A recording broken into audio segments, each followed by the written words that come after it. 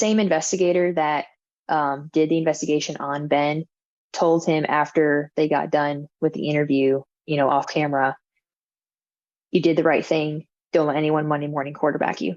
And then we go to trial, and that same investigator is one of their key witnesses against Ben. Hey guys, check out the 2023 Street Cop Conference, April 23rd through the 28th, Gaylord Convention Center. It's going to be the event of the year. Keynote speakers include Rob O'Neill, the guy who killed Bin Laden, Kyle Carpenter, the youngest living Medal of Honor recipient, Navy SEAL Jason Redmond, Fox News host Tommy Lahren, Marine Corps Special Forces and Leadership Coach Cody Alford, Sheriff Wayne Ivey, Sheriff David Clark, and Sheriff Mark Lamb.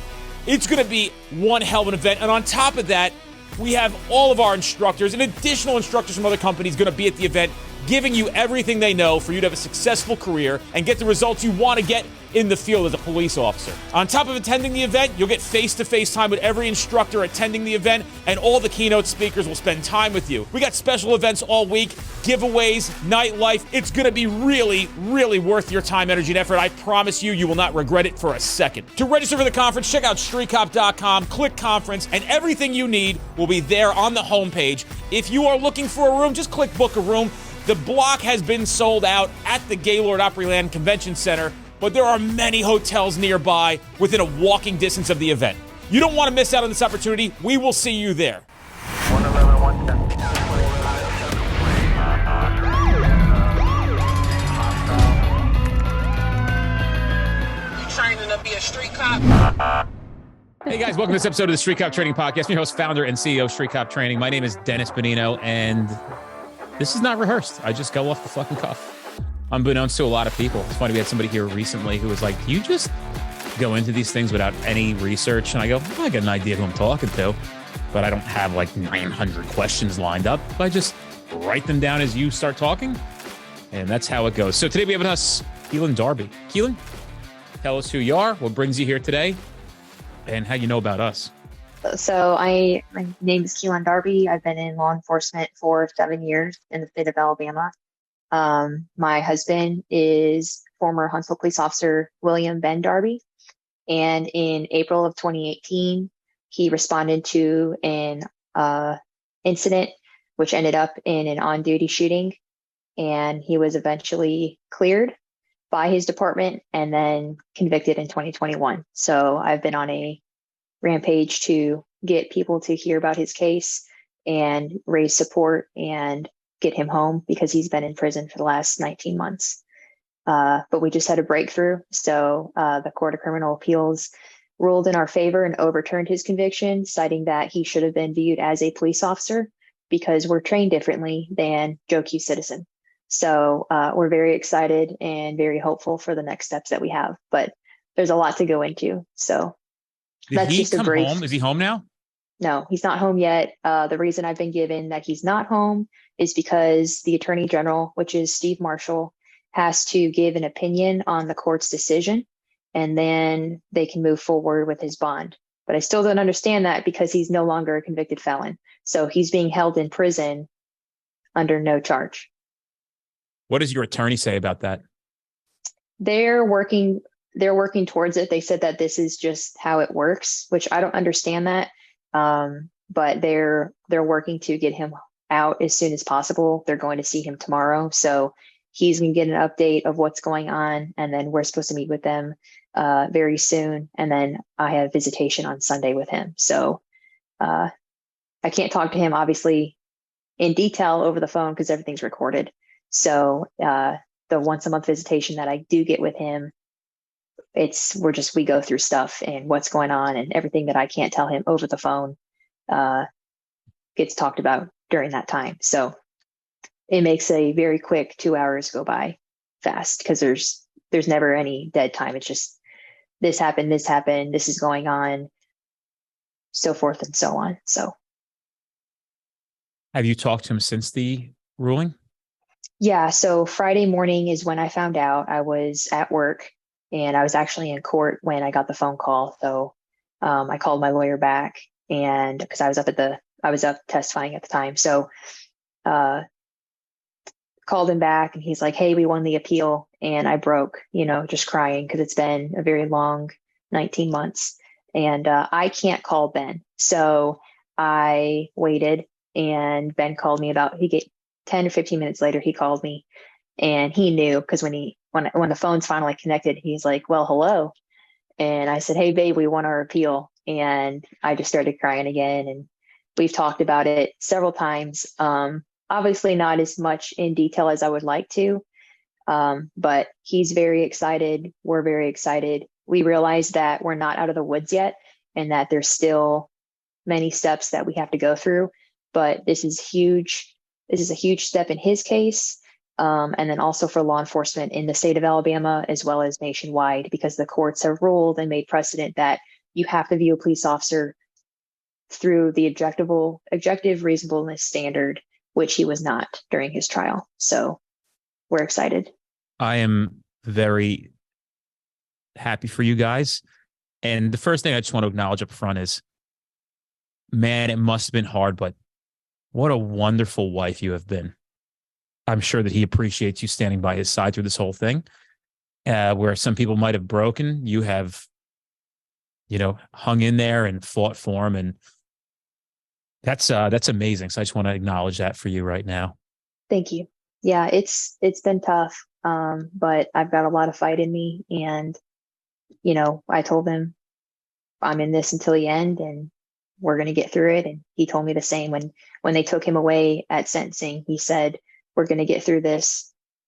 It's going to be okay. And it hasn't been easy, but it's been okay. So what do you think he holds on to while being in prison as a police officer, and what gives him hope?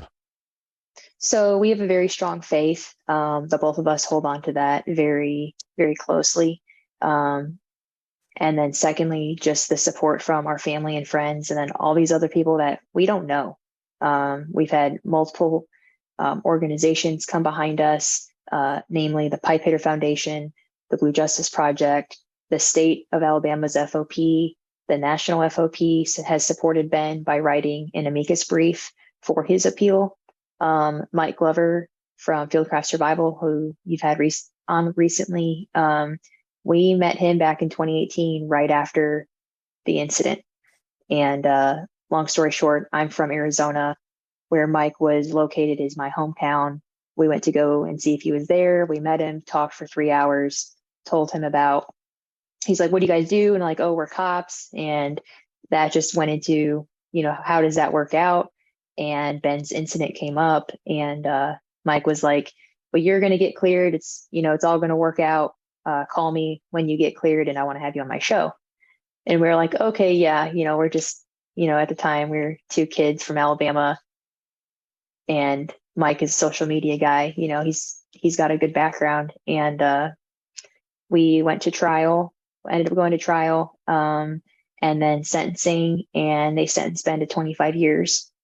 And I contacted Mike that night, and he got back to me within a few hours and started getting the ball rolling on support and just making contacts with people for us. And he's been a very strong support for us. There's so many things that if we didn't have that conversation with him, I don't think we would have what we have today.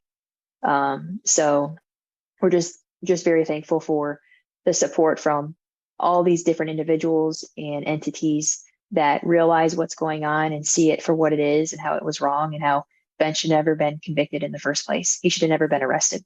He should have never been charged. So how does a jury convict a police officer when there's a justified shooting in place? How did that happen? What was the judge's reaction at the sentencing? Was the judge like, I'm sorry, I think this is bullshit too, but I got to give you. No. So to go, I guess, quick recap.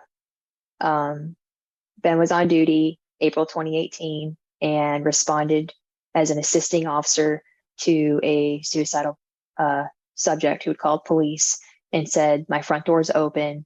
I'm about to blow my brains out. The front door's open. And so 2 officers had responded, and on the way there, they had asked for additional help.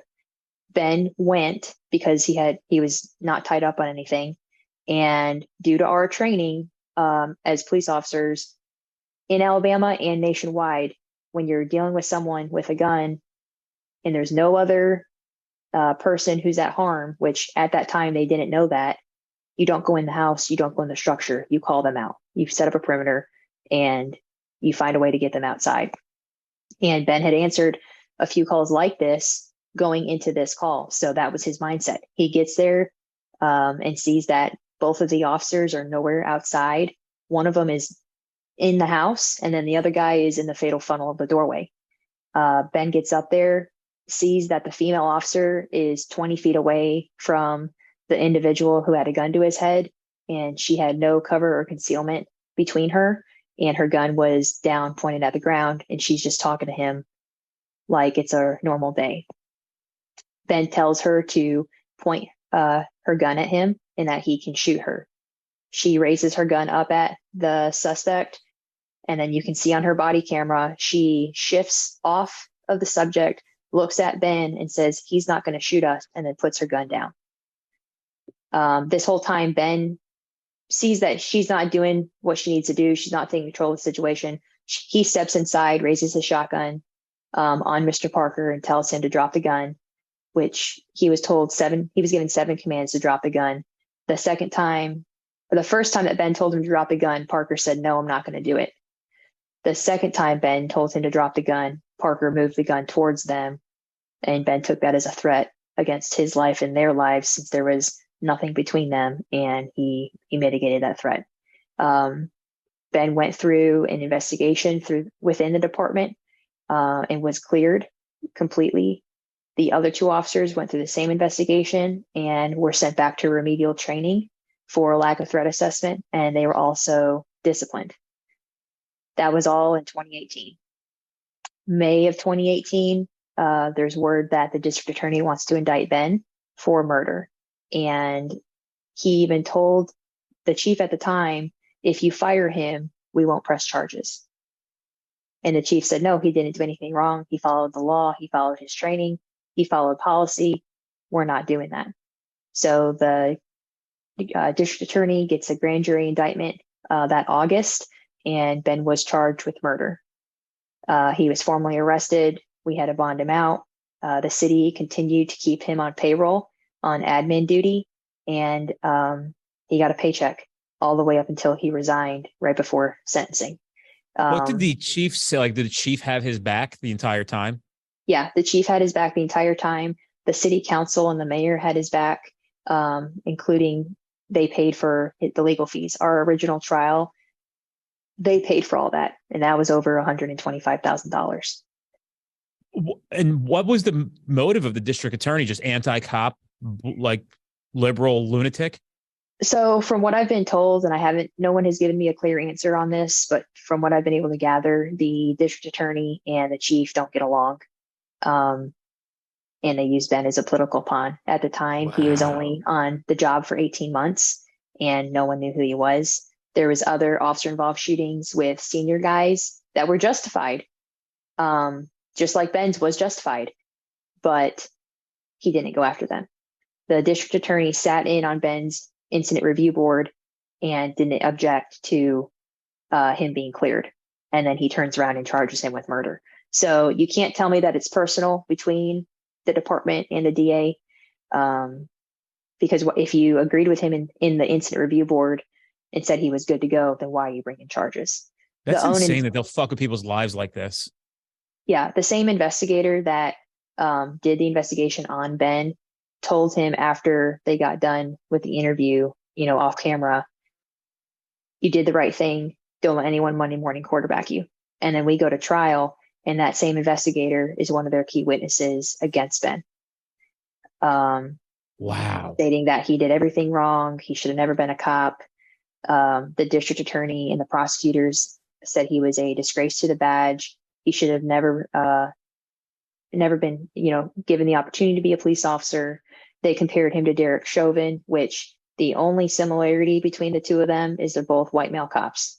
Those are the only two, similarities, because that's a whole other issue. During his trial, so let me back up. That was all 2018. 2019, we had a qualified immunity hearing. The judge, it was a day long. It's basically, miniature court. And the judge ruled no qualified immunity, and she didn't give an opinion or decision as to why. She just said no. So COVID hits in 2020, so everything shuts down. And then January of 2021, we find out we are going to have trial that year. And then later that month, the prosecutors went to our lawyers and offered Ben the deal of aggravated manslaughter, no prison time, 5 years probation. So we went from just fire him and we won't press charges to take this deal, no prison time, 5 years probation. Ben didn't take it because he knew he wasn't guilty of murder. He didn't do anything wrong. He followed his training. And then the same for manslaughter. It's not. Manslaughter in Alabama is reckless, and that what he did wasn't reckless. And he said, no, I didn't do anything wrong. I'm not taking a deal.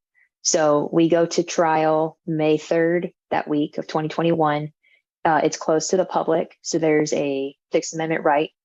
His constitutional right was violated to a public trial. I wasn't allowed to go to trial with him. I had to sit in a separate room and watch it through a Zoom feed. That Zoom feed was turned off by the judge multiple times when witnesses were on the stand. One of the guy's neighbors, the guy's name is Parker. Parker's neighbor got up on the stand to testify of several conversations that he and Parker had about Parker's thought on law enforcement and how Parker hated police and had a plan to lure them into his house and kill one. The neighbor got on the stand to try and testify to that, and the prosecution was like, objection, that's hearsay. He can't say that. Well, it's not hearsay because it's direct testimony or direct witness testimony. So, of course, the judge took the prosecution's side, and the TV got turned off. And then 10 minutes went by and the TV got turned back on again. And that neighbor was no longer on the stand. At lunch break, I saw Ben and I was like, what the heck happened? And he said, well, they kicked the jury out of the room and they allowed the neighbor to speak to the court record of what happened, but the jury wasn't allowed to hear it. Wow. So you're gonna let the court reporter take it down, but the 12 people who are going to make the decision as to whether or not he's guilty of murder isn't allowed to hear the testimony. So keep going through the trial. His training wasn't allowed to be presented. Again, he wasn't viewed as a police officer. He was viewed as a normal citizen who's not trained the way that we are. Mm-hmm. They weren't allowed to know that he was cleared by Huntsville Police Department. Wow. The jury wasn't allowed to know that. His training instructor from the police academy was involved in an on-duty shooting, and he taught action versus reaction to his academy and several other classes, and how you can't wait. If there's a threat there and they're not listening to you, in Jason's situation, he was in a standoff with a guy who had two long guns pointed at the ground. Jason had his AR on the guy's chest, waiting for shoulder movement. The bad guy was able to flick his wrist and get a shot of birdshot off before Jason could process that, and Jason got shot in the face. Thankfully, it was birdshot, and he survived that, but he used that encounter to teach Ben's academy and several academies after that, action versus reaction. You tell me, Dennis, when I'm going to shoot you. It's that quick.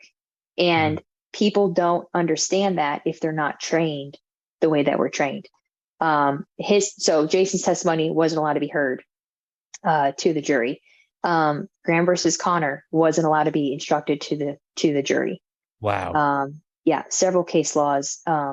Monteith versus Carr, Tennessee v. Garner, Penley versus Essinger, several others. The jury wasn't allowed to hear those, and why those case law back what Ben did. So all that to go into it, we get to Friday, and the jury comes back, and Ben said that he knew they were going to convict him before it was even read, because two of the female jurors were crying and they wouldn't look at him. And then one of the male jurors was raking his face and wouldn't make eye contact. If you're going to send someone to prison for murder, I'm not going to cry about it. If they truly deserve to be there, if they truly deserve to be charged and convicted, I wouldn't be sad about that. And I don't know if that's just me being harsh or insensitive, but they stripped him, they gave him a 25-year sentence. So, which in Alabama, the minimum is 20 years. So we go to sentencing, and there was about 3.5 months between his conviction and sentencing. We had over 72 people write character witness letters to the judge asking for leniency. And then myself and 4 other people, including one of his supervisors, went before the judge pleading for leniency for his sentence. And the prosecution gets up there and says, "Hey, judge, I know it's a minimum of 20 years, but we request at least 25, and we're on the board for more if you are."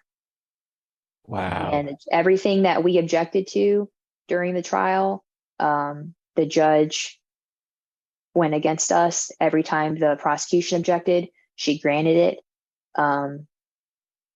We were just hamstrung. Everything we tried to do to get it right, the judge wouldn't allow.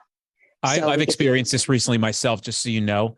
I have experienced this myself recently. It's flabbergasting, unbelievable, unreal.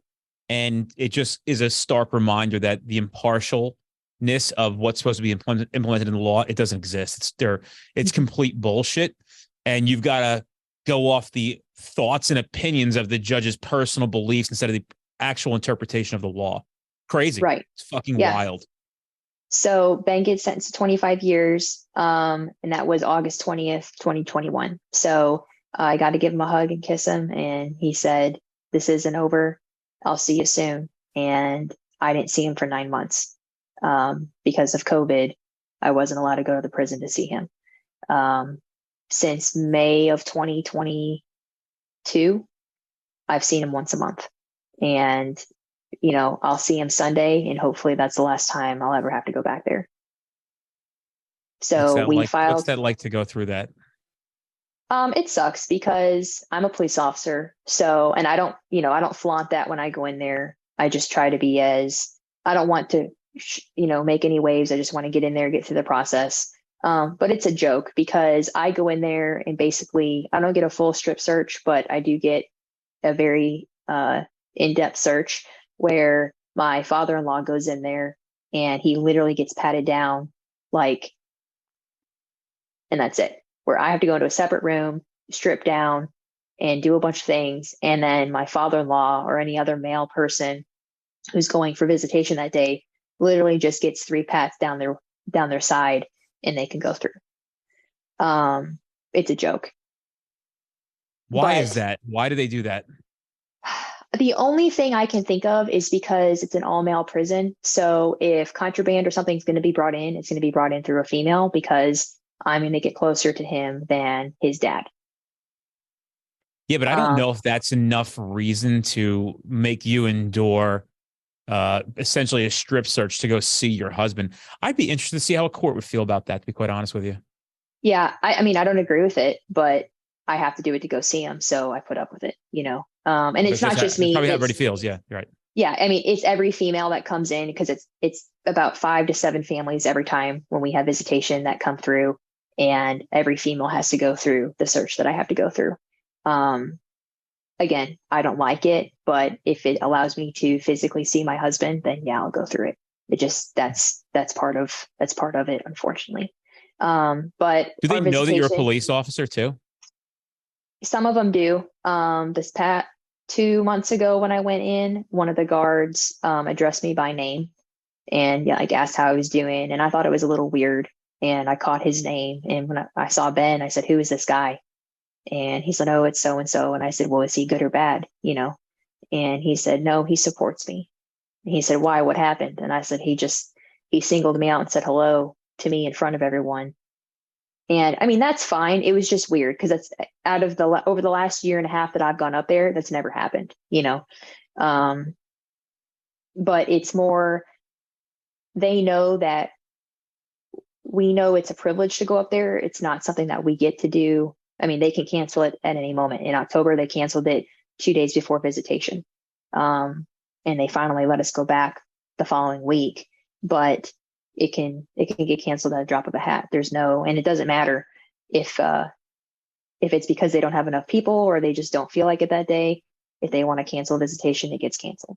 And then Wow. you hope that it'll get reinstated that month or the next month. But again, I wasn't allowed to see him for 9 months. I mean, how many times a day are you guys able to communicate with each other via telephone? Yeah. So he calls me, the phones turn on at 9 o'clock. So he calls me every morning at 9. And then depending on the day, like he knows today I'm slammed with interviews. So I've talked to him twice and I'll probably talk to him around dinner time tonight. When I'm working, that's kind of hit and miss because I work day shift. So if I'm at work, I'm on a call, I obviously can't answer. So I would say on average, we probably talk 4 times a day and it's 15 minutes per shot. So as long as he has money on his account, he can call me. But again, I can't call him. So when I found out Friday that the court ruled in our favor, I had to wait for him to call me to tell him the news. What has he told you about life in prison as a police officer? So he's in protective custody, which that sounds great, but it's not. I mean, it's not general population, but he's not safe. He should not be around certain people because of his status as a law enforcement officer or prior law enforcement officer. But they put catch-outs in. Catch-outs are people from general population, just John Smith, who committed robbery. If he has a hit on him, they allow him to come into protective custody so that he doesn't get killed in general population. Well, a lot of these catch-outs use drugs, fight, have shivs on them, and they know that they're in a safer place, but they take advantage of it. Ben's been tried twice that I know of, that he's had to talk someone down. One time, it was a guy who had a shiv on him, and Ben had to talk him down because he can't catch prison charge while he's in there because that's going to mess up his appeal. So about a month ago, he had a guy try to fight him, and he was able to stop that. This past Friday, when we found out about the good news, a guard from general population came to his dorm, which obviously they're not connected, and he singled Ben out of a crowd and was like, "Hey, hero, come over here and talk to me." And so Ben walked over there and he said, "What do you want?" And the guy was like, "Are you Ben Darby?" Like, he didn't even know who he was. And Ben was like, "Yeah." And long story short, the guard was trying to get Ben into his cell where there's no cameras and get Ben to assault the guard. And Whoa. Ben didn't fall for it. He's like, "Hey," Why? The guard was like, because Ben's got everything on the line right now. He shouldn't be in there in the first place. But now that the court's come back, everyone knows that he's leaving soon. And this guard tried to get him to go into Ben's cell to search it for illegal contraband. And the guard tried to get Ben to go in there by himself. And Ben was like, "No, I'm not going in there." Word got up to the warden and it was taken care of. But wow, people that's wild. are out to get him. And he has not been safe since the moment he stepped in there. Good Lord. And how's he dealing with that? He takes it a day at a time. It's not, he has to, before Friday, his sheet of paper said 25 years. So, I mean, he has a routine he does every day, when he gets up, and he makes sure that he gets a good workout in every day. He reads a lot while he's in there. They're supposed to have yard call every day. If it's granted to them, he always makes sure he goes outside. He has his little routine, but he doesn't make friends, in there. His head is down and he's focused on coming home and not getting caught up in something inside the walls. So he's the strongest guy that I know. He was in solitary for 49 days. God damn. Before getting transferred to the facility that he's at now. I don't think I could have made it 49 days with no human interaction. During that 49 days, every fourth day, he was either allowed to take a 15-minute shower or call me. And he always called me, and he would just figure out a shower from his sink inside of his dorm or inside of his cell. But there's things that I know that we'll never talk about because I don't want him to have to go through that again.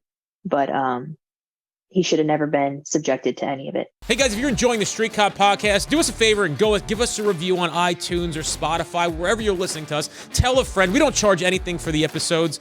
We appreciate your support. Check us out on any social platform by putting into the search bar Street Cop Training. Give us a follow. We have a lot of free content coming out every single day that you might not catch here on the podcast, and it's important for you to be able to do your job more professionally, and we also entertain you as well. It's awful. It's a horrible thing. It's a horrible thing. Yeah. So we filed our appeal back in February of 2022. And during August 21 to February of 2022, I had started a website. I had started social media because during from the time that he was charged through his trial, the judge had issued a gag order because she didn't want anyone talking about the case because the city and the chief and the city council all said Ben Darby is not a murderer. And they actually said that at a press conference. And then the district attorney, Robert Broussard, gets up there and says, no, he is a murderer and he's a horrible person. And so the judge said, no one's allowed to talk about the case until this is done. So I couldn't go out and do what I've been doing for the last 19 months because I can't go to prison trying to help him not go to prison, So I hit the ground running last April with starting to get interviews and stuff. I had to wait until our appeal was officially filed to start doing interviews, but I got our social media up, we got a website up, and just trying to get the word out because no one knew about his case. We've had people come. What are the social media? Let me just jump in here for a second. What are the social media handles and what are the websites? Yeah, so all of our social media, Facebook, Instagram, and Twitter is at Stand with Darby. And then our website is standwithdarby.com.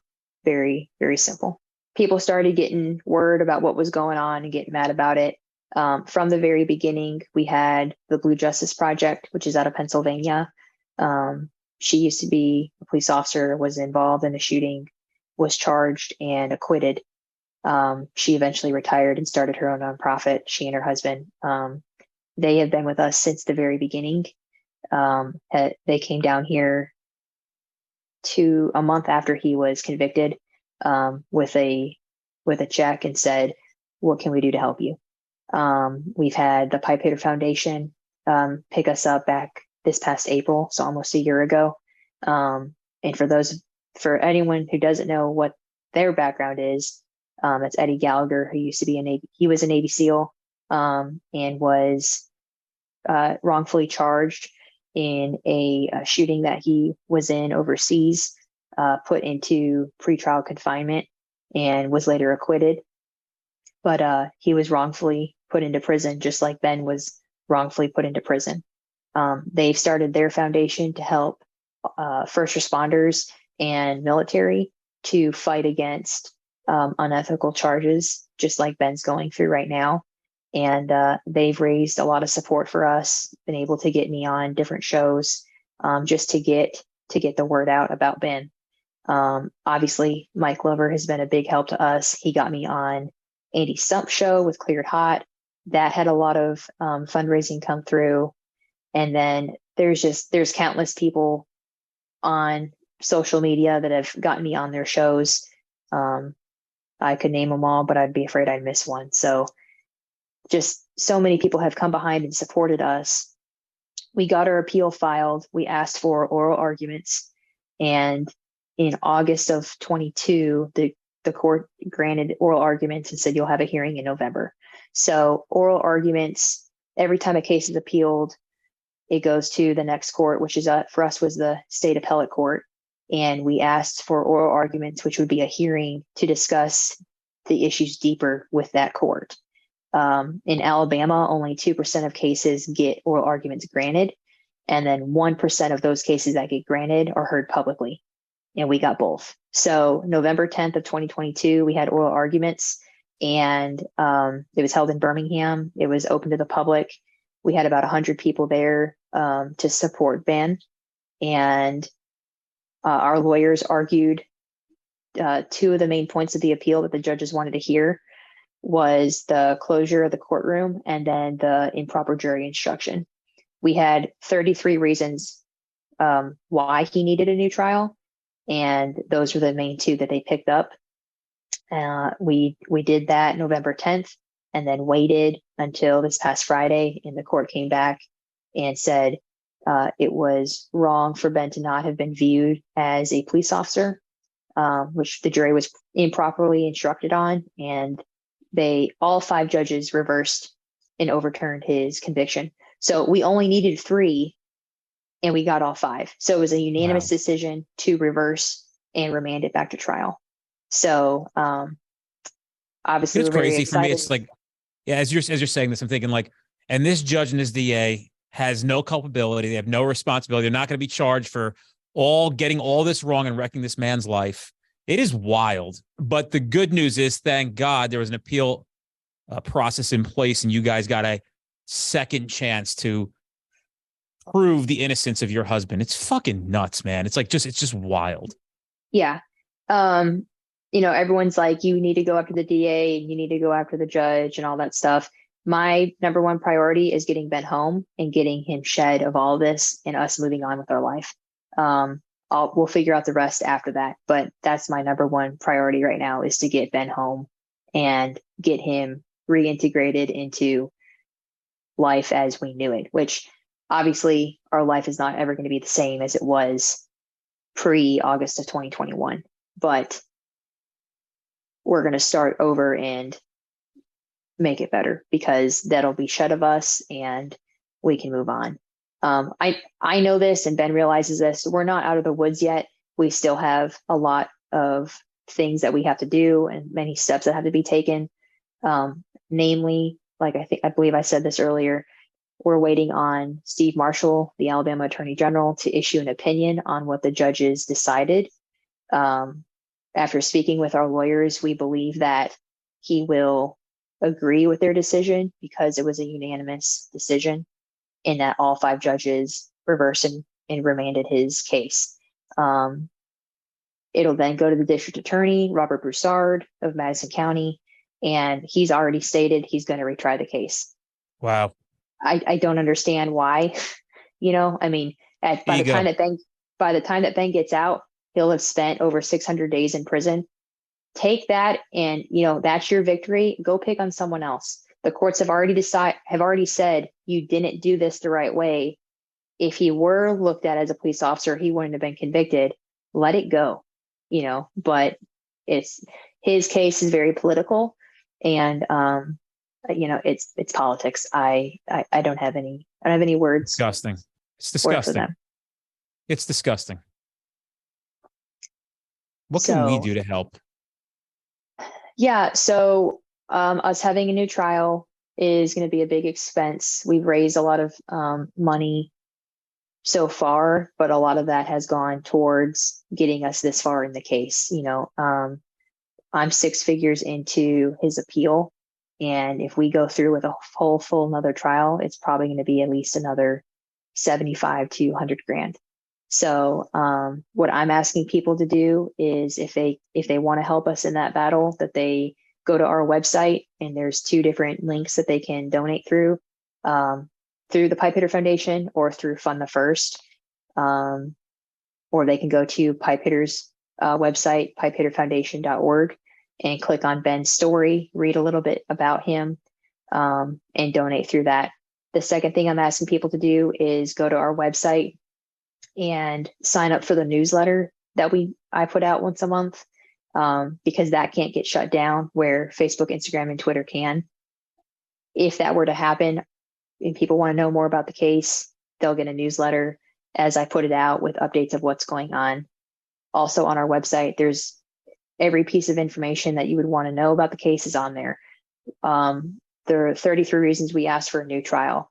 The Attorney General's decision on a similar shooting back in 2018, where he said that he couldn't ethically charge that police officer because of case law, the same case law that we asked for, that the jury wasn't instructed on. The appeal brief is on our website. The court's decision from Friday is on our website if people want to read through that. And then ask for people to talk about Ben's case and get us more support, because there's more people now that know about his case than there were 19 months ago, but there's so many more people who still don't know. We have t-shirts that I got made, and I was traveling last month and I was wearing one of them, and a guy in the airport was like, "Who is this Officer Darby? Like, what's your shirt about?"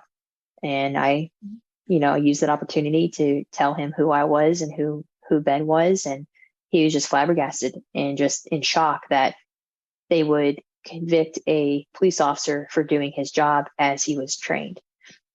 And the kicker, I didn't mention this earlier. I met with Alabama Post, so the training commission for police officers, and asked them, are we still teaching police officers to use force against an imminent threat when it's presented in front of them? And the president was like, yeah, we're still doing that. And I said, okay, so that's allowed. And he said, yeah, absolutely, that's allowed. And I said, then why is Ben in prison? Because you taught him how to deal with that. He does that, and now he's sitting in prison for doing it. Steve Marshall, our attorney general, has just been recently reelected, and he used his campaign platform that he supported law enforcement. 2 weeks after Ben was sentenced, he was in Huntsville at a police rally, and I went up to him after his speech of telling the crowd that we need to support our police officers, and people need to give us the respect for the job that we do, and people who go against the police need to be held accountable. And after he had said all that, I said, hey, Ben's case is coming to your desk. You just said you supported us, and I need you to prove it. Haven't heard a word from him. He hasn't said a word in the last 5 years about Ben's case. Why? And I don't know the answer to that. Now he has to say something by April 7th, because the ball's in his lap. If he goes along with what the judges have decided, or if he disagrees, and then we have to go to the state Supreme Court. And that's a whole other can of worms if we have to go down that route. So if you need him to sign off on this with the judge's decision in order to release Ben? Yeah, we're waiting on the attorney general's decision for Ben to get released. So if people want to call his office and, ask him, hey, what's your stance on Ben Darby? You support law enforcement. Why is he still there? Call the district attorney. His name is Robert Broussard.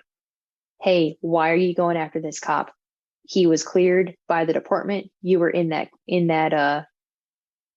investigation for the clearance. You signed off on it. Why did you charge him? Why are you going after him again? What is your deal? Number. What is your deal with Ben Darby? So the Alabama Attorney General, right? That's what we're talking about. Mm-hmm. Phone number 334-242-7300. That's the public phone number. Again, 334-242-7300. I guess that's where we would call. And the website has more information on it. This is Steve Marshall, the Attorney General, correct? Yes. Yeah, Steve Marshall. Okay. So I'll be giving a call after this, and I would implore other people to do it as well. And then Robert Broussard is the district attorney of Madison County. I don't have his phone number. I've got it. It's 256-532-3460. Area code 256-532-3460. And he's already stated as of Friday, when the decision came out, that he will re-prosecute him. I don't get it, because in 2019, Huntsville police officers responded to a suicidal subject who was popping rounds off out of her apartment complex, having a mental breakdown. Officers knocked on her door and took cover behind some oak trees. She came out with a gun in her waistband. They commanded her to keep her hands up and to not reach for the gun. She reached for the gun, never made contact with the weapon, and they smoked her. Justified shooting all day. She's going for a weapon. I don't have any issue with that.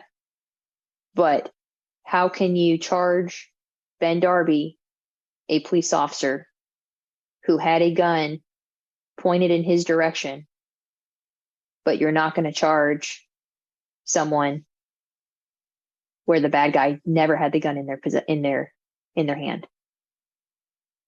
I'm not asking for them to get charged, so I don't want people to misconstrue what I'm saying.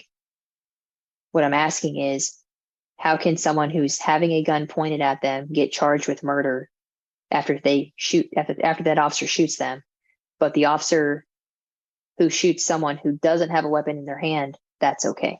That's Crystal Ragland, HPD in Crystal Ragland. It was May of 2019, if anyone wants to look into that. I know a lot of people listening to this podcast with their Blue Line shirts on, their Blue Line stickers, or Blue Line hats, and try to put yourself in Officer Darby's shoes, in Keelin's shoes, and hoping that enough people would show up and help them to free this innocent police officer. Police officer, don't forget what I'm saying there. So you've been given phone numbers, websites, ability to support. I mean, even $10, guys. You know what I mean? It's less than eating at McDonald's now to help them support their cause. We have 500,000 subscribers. So I would suspect that we'd be able to help you quite a bit. And, just pause the podcast. We'll take the number down again and visit the website, do the donations, make the phone calls, and let's do our part. So, I mean, I can guarantee you that I think I've donated this already, but I'm going to donate again. As soon as we get off this podcast, I'll do it right away. You. Yeah, no, it just is what it is. My heart goes out. It's an awful, awful thing. And how do you still go to work as a cop? Yeah, I've been asked that question multiple times. When the conviction came down, I was done. Obviously, it was an emotional decision because I just saw the Madison County judicial system fail in protecting a police officer. Granted, I don't work for Madison County. I work for an agency neighboring that jurisdiction. But I still believe in the job. I still believe that we need good police. And I'm not trying to toot my own horn by any means. But the people, obviously, there's a hiring crisis in police departments, and it's been like that for the last few years.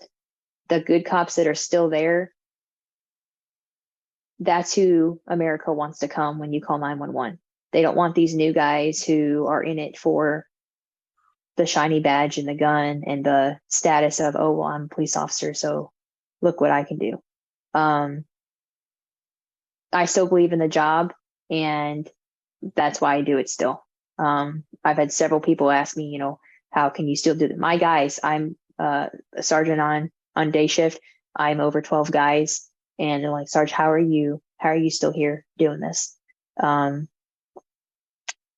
It's something I've thought about a lot, but I love the job that I do, and I don't see me doing anything else. And that's hard for people to understand, but that's where I'm at. And until that changes, I'll stay at my department and serve my community in the fullest aspect that I can, and continue to show up to work every day. But that's not to say that it's easy. It's not easy going to work sometimes. And I go through spells where, every 6 months, I'm like, why am I even doing this anymore? But then I go back to, well, why did I want to be an officer in the first place? And I think that is what is keeping me grounded in my career. How far are you away from Nashville? About 2 hours. We have the conference coming up in 3 weeks. Would you accept a free booth from us to fundraise for your husband? Yeah. That'd be awesome. Okay. So I'm not, the booths are expensive and I don't want any thank yous for it, but I will give you my cell phone number.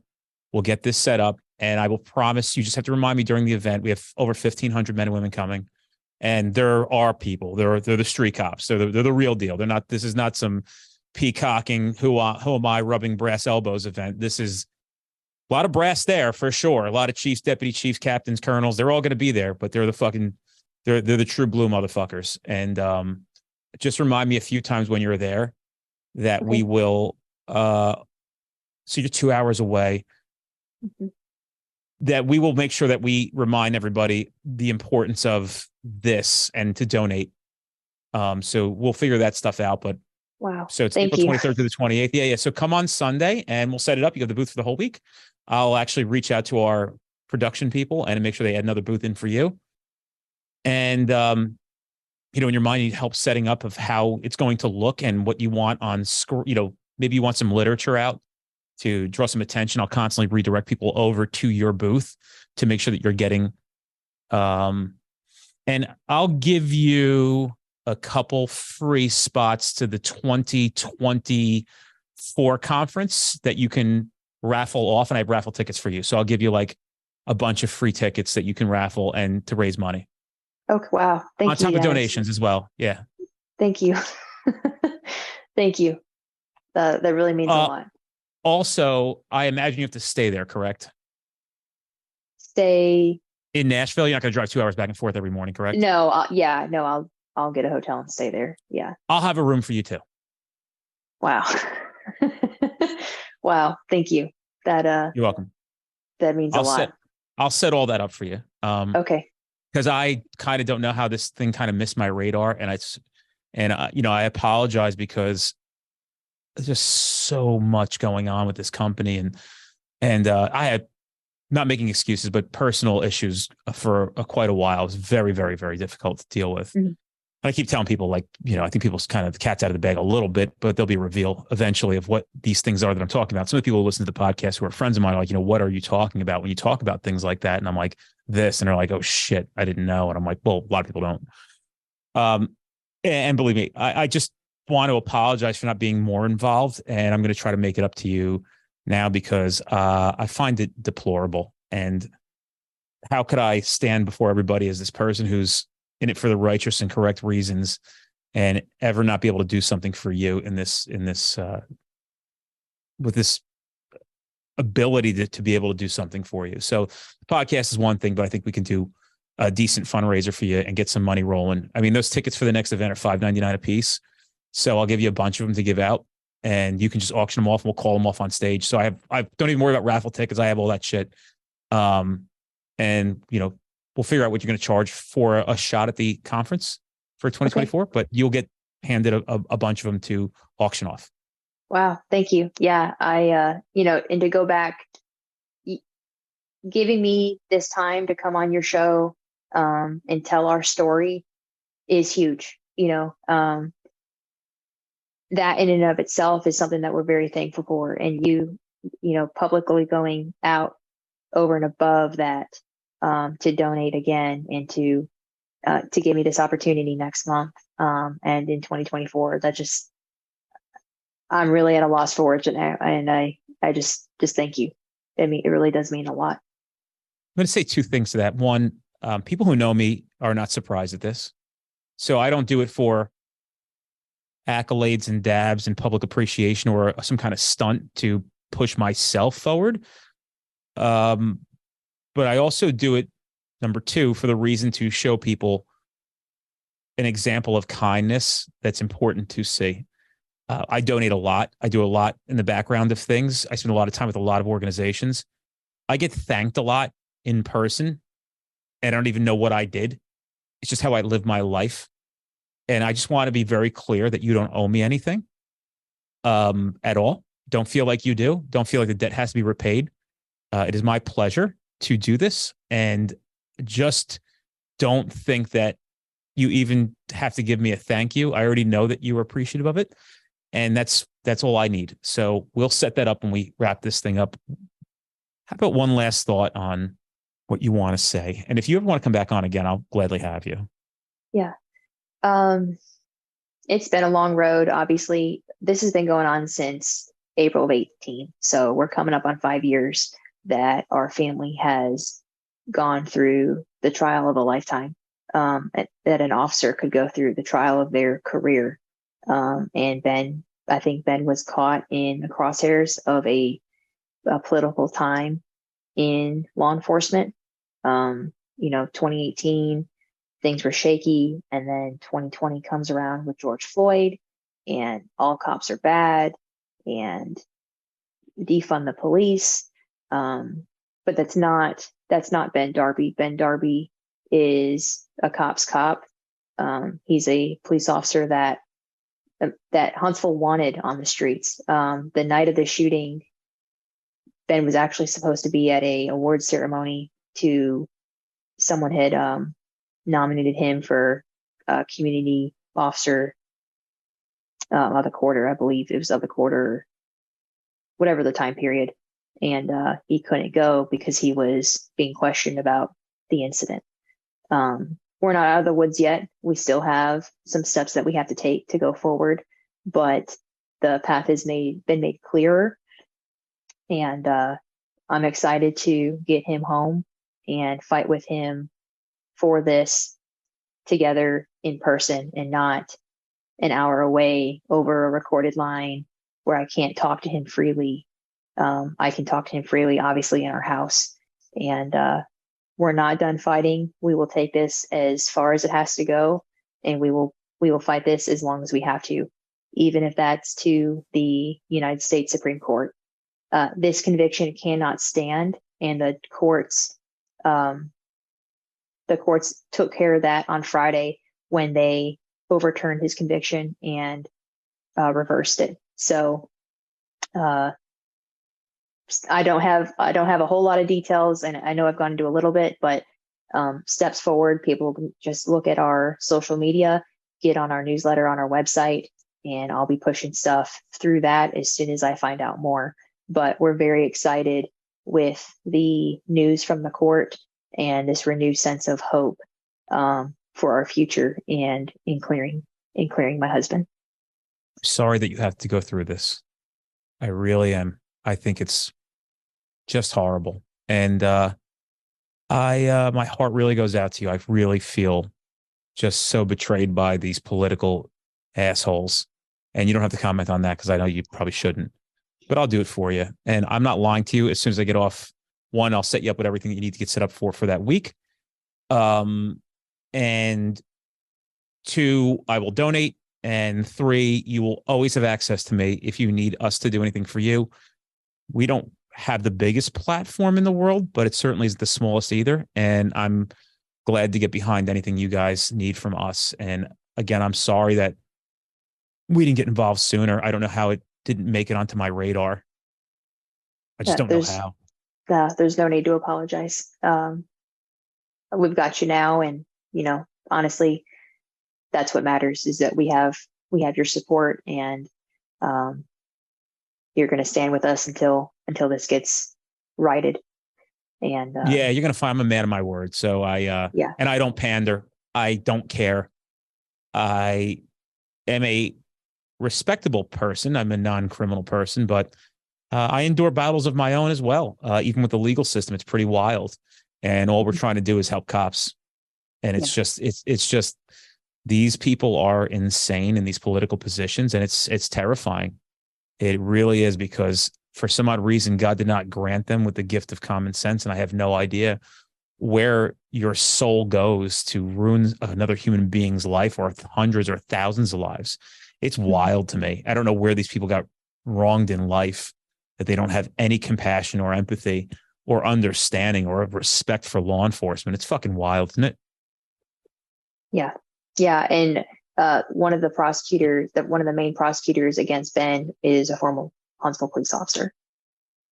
It's just wild to me, man. That's a whole other story for another time. But I got a funny feeling there's a nice reputation behind that fella. I just got a funny feeling that he wasn't a liked cop. Shocker. Just the type of guy that made sure if he pulled you over, you make sure you get your 10 tickets. Yeah. All right. So, and that means, well, anyway, I appreciate you so much. And you're getting added to my prayers. I haven't prayed in a while. I think we'll start fucking praying tonight. Start praying tonight. I'm just floored by the whole thing. I'm upset about it. Really am. And I don't know if you could tell that, but I actually am really upset about this bullshit because maybe I can understand what it feels like to be Ben. You know, I'm not saying I've ever gone to prison, and I just can't imagine what it's like to have done nothing wrong and to be completely crucified. It's fucking awful. It's like a third world country shit. You know, it's in a first world. It's supposed to be the leading example for the world is the United States of America. And thank God for the appellate division. Hats off and credit to the appellate division attorneys, lawyers, judges. Thank God that you guys saw things the clear way, and shame on the judge and shame on your district attorney. Shame on them. They're a disgrace. So. Yeah. So all right. We will definitely keep you updated for sure. Appreciate you being here.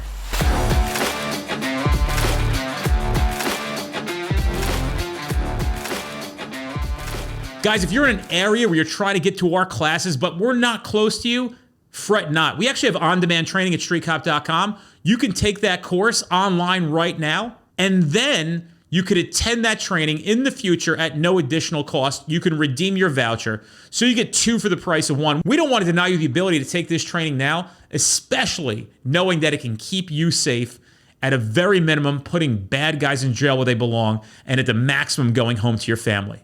Check out streetcop.com for that offer.